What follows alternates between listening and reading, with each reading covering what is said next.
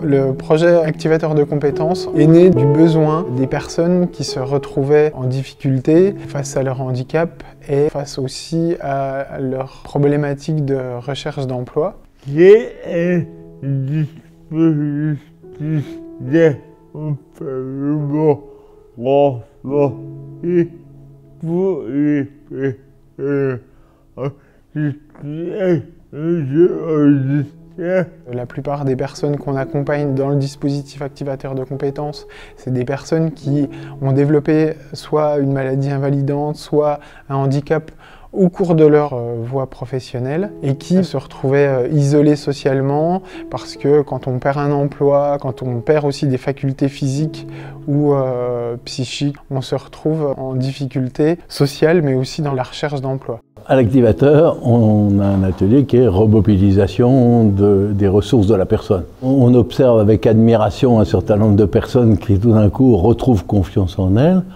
posent leurs souffrances et leurs blessures ici, et puis commencent à se refaire confiance, commencent à avoir envie de retrouver une place.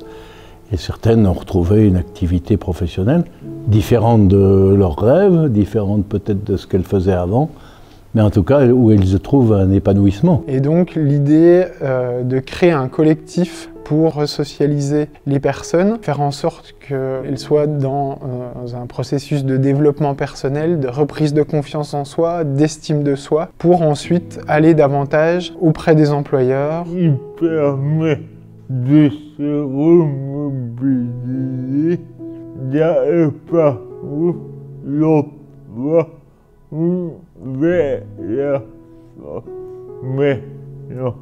C'est ça qui est quand même assez admirable de voir les personnes qui vont développer entre elles des ressources. Parce que le fait déjà de se rendre compte que d'autres personnes ont vécu des choses et qu'elles osent en parler, quand ils obtiennent de la compréhension de la part d'autres personnes, alors ça sera beaucoup plus efficace qu'une thérapie individuelle. La plupart des personnes viennent déjà sur des ateliers qu'on propose, on va dire, de développement personnel. Et puis après, petit à petit, elles viennent sur des ateliers où là, on va davantage aller visiter des entreprises, aller au contact des employeurs.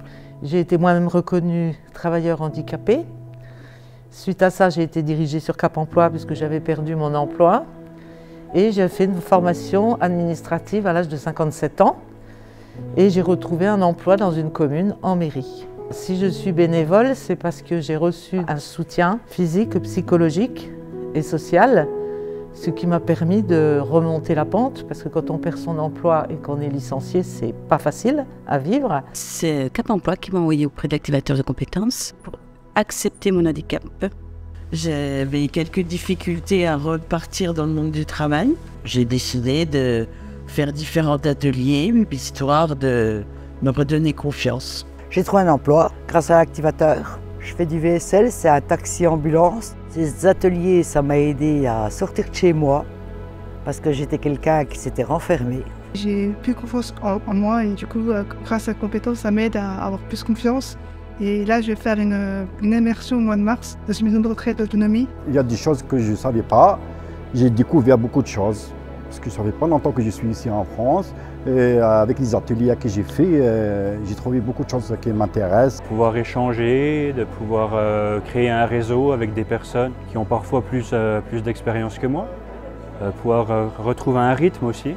J'ai appris énormément de choses en peu de temps sur des associations, sur des organismes et qui nous aident justement à aller dans l'associatif ou trouver un travail avec les outils appropriés pour nos problématiques. C'est varié, on apprend plein de choses et puis on a plein de réseaux aussi. Nous faisons aussi des visites d'entreprise et suite à une visite d'entreprise auprès de la PRR, j'ai décidé de faire un stage en immersion que j'ai effectué au mois de décembre. Moi, je dirais aux gens de faire des ateliers un maximum pour déjà sortir de chez soi.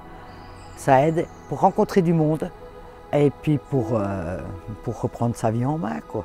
Je le conseille. J'étais sceptique quand on m'a envoyé, mais honnêtement, si, il faut le faire. Tout le monde est bienveillant. C'est très riche en relations, c'est très riche en échanges et ça permet d'avancer. C'est une première étape de développement social, d'ouverture sociale, de désinhibition qui est essentielle. C'est une bonne transition pour pouvoir aller après dans le monde professionnel.